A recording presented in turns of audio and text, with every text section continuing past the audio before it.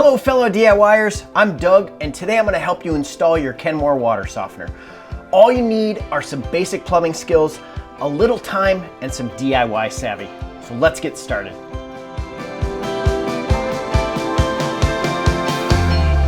As with any DIY project, you should first gather all the required tools and softener parts readily available.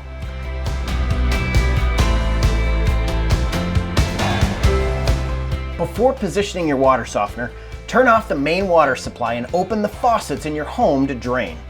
Then turn off the fuel supply to the water heater. Now we can attach the bypass valve that's included in your Kenmore water softener box. Remove any debris from the inlet and outlet ports. Then attach the bypass to the back of the Kenmore water softener. This can be installed facing either up or down. In this case, because our plumbing is coming from the ceiling, we'll install it facing up. Just push it in until it stops and then attach the two holding clips. The bypass valve is important. It allows you to turn off water to the softener for maintenance if needed, but still have water in the rest of your house. Finally, place the grommet in the hole that's in the back of the softener. After that, attach the elbow into the grommet.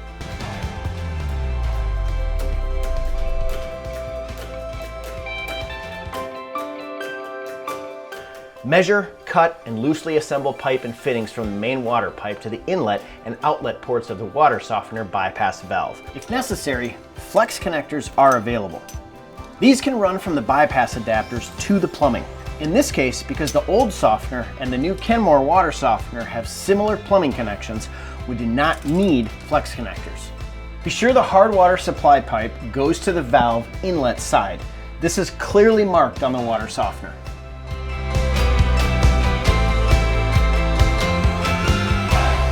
Measure, cut, and connect the included drain line to the valve drain fitting. Use a hose clamp to hold the hose in place. Next, run the drain hose to the floor drain. Follow the same steps for the salt tank overflow hose, but connect it to the salt tank overflow elbow instead.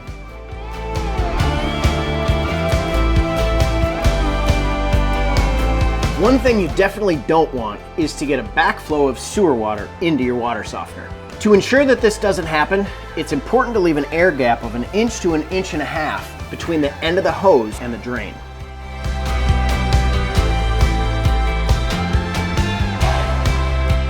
Go no further until you've checked your water pipe connections for any leaks. To check for leaks, first fully open 2 or more cold water faucets, ideally in either a bathroom or a laundry room sink.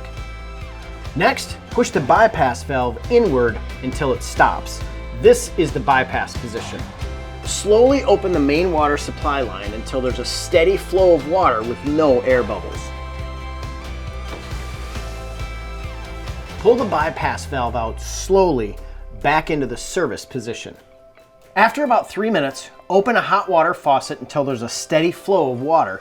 Then turn the faucet off. Finally, close all cold water faucets and check for leaks at any of the connections. Remember to check for leaks around the clips at your water softener's inlet and outlets. If a leak occurs, double check all connections to make sure everything is securely fastened. If no leaks occur, go ahead and turn the fuel supply to the water heater back on.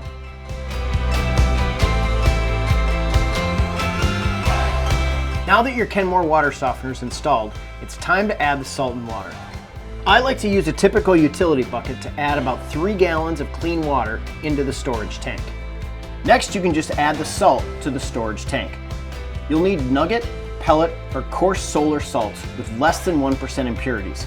You can find this at your local home improvement store.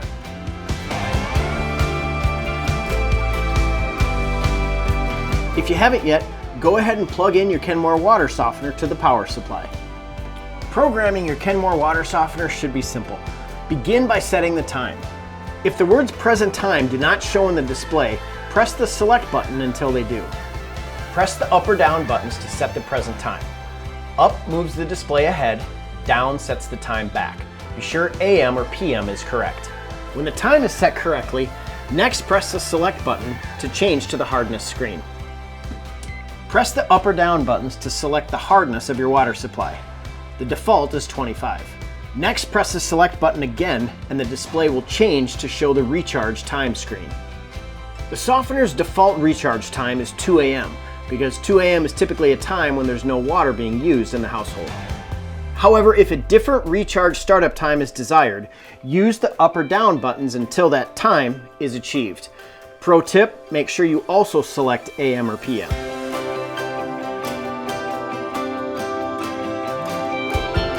Now it's time to sanitize the system by running a recharge cycle so it runs as cleanly and as efficiently as possible. Open the salt lid, remove the brine well cover, and pour in about 6 tablespoons of household bleach into the brine well. Then replace the brine well cover. Start a recharge cycle by pressing the plus button for 3 seconds so the recharge cycle starts immediately.